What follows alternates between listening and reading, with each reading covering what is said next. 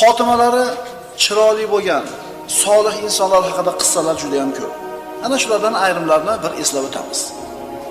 G'assol, o'liklarni yuvadigan odam. G'assol Shayx Abbos Battaviy aytadi.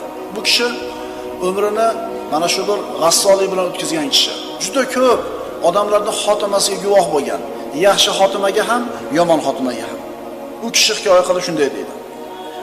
Bir masjidning imomi menga qo'ng'iroq qilib, bir mayyit bor, shuni yuvintirishga yordam berib ketsangiz deb mendan so'randi. Falon masjidda. Bordim, bu qo'ng'iroq qilingan kun juma kecha edi. Shanba kuni tongda bordim.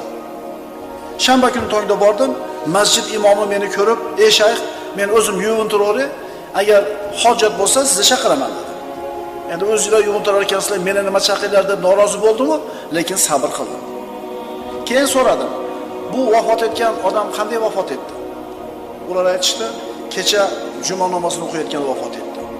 Imom bilan farzni o'qir ekan, oxirgi sajdadan boshini ko'tarmadi. Odamlar sajda qilishdi.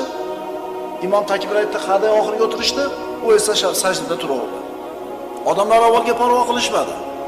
Tahiyyani ham o'qishdi, salovatni ham o'qishdi, salom berganda ham u sajdada turaverardi. Odamlardan biri uni turtib ko'rdi, yiqilib tushdi. Omonatini Parvardigori bo'lgan sajdada topshirdi.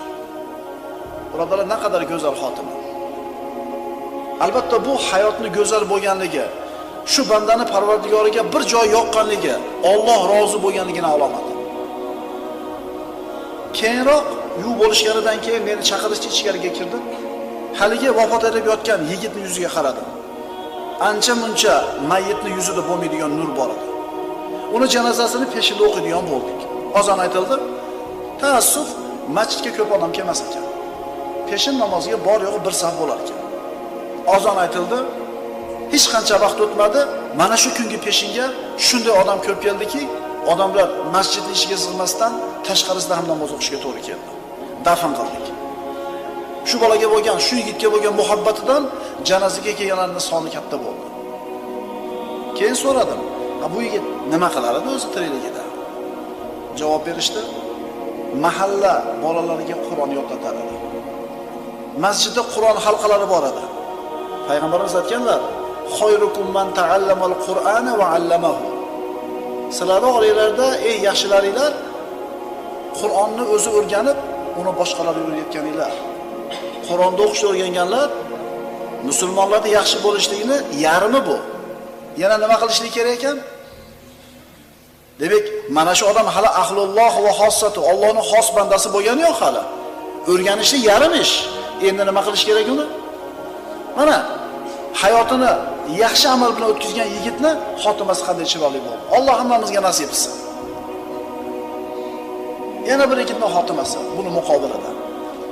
Ixtizor holatida yotar ekan, unga kalima talqin qilib, la ilaha illalloh deysa oldida, men bu kalimaga kofirman dedi, oxirgi nafasini chiqardi. Bu ham bir xotima, bu ham bir xotima. Yana bir yosh yigit ixtizor holatida shifoxonada yotar ekan, atrofdagilar unga kalima talqin qilishdi. La ilaha illalloh, la ilaha illalloh. Bu qaytarmadi. Ozgina turib, mushaf bormi, mushaf dedi. Yonida turganlar xursand bo'lishdi. Qur'onni so'rayapti, kitob so'rayapti, tilovat qilsa kerak. Mushafni oldiga olib kelishganlarida u sizlarga guvoh qilib aytaman, mana shu kitobga men kofirman dedi.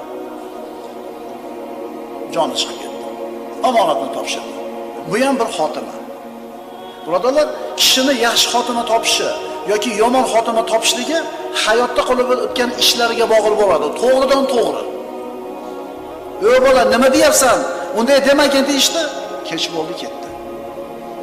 Yana bir yigit. Bu bari voqea qissalar. Voqea qissalar bularning bari. Avariya bo'ldi. Avariyaga uchradi. Badanidan qon oqyapti. Tez yordam mashinasi kelib yuklab olib ketyapti. Yigit o'ziga kelmagan, hushiga kelmagan, hamma yoqdan qon oqib yotibdi. Juda ham chiroyli ovoz bilan Qur'on tilovat qilib borardi. O'zida emas, lekin Qur'on tilovat qilyapti. Shifoxonaga olib borishdi. Shu yerda vafot etdi. Hamma yig'ladi. Tanimaganlar ham yig'ladi. Chunki Qur'on o'qib yotgan edi, o'ziga kelmagan holatida. So'radik, qanaqa yigit edi bu? Nima sababdan chiroyli xotima topdi? Javob berishdi. da'vat yo'lida yurgan talib ilm edi. Har dushanba roza tutar edi. Har dushanba roza tutib, qishloqdagi buvisini ziyoratiga borardi har dushanba.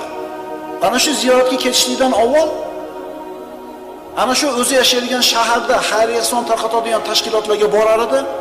Mashinasiga siqqanicha xayriya sonni yuklab, buvisini qishlog'idagi kambag'al bechoralarga tarqatib bo'lib, keyin buvisini oldida o'tirar edi. Silay rahim, xayriy ihson, ilm yo'lidagi mehnat. Ana chiroyli xotima topishiga sabab bo'lgan amal. Kishi nimani ustida vafot etsa, shu narsaning ustida qiyomatda tiriladi. Yuhsharul mar'u ala ma mata alayhi.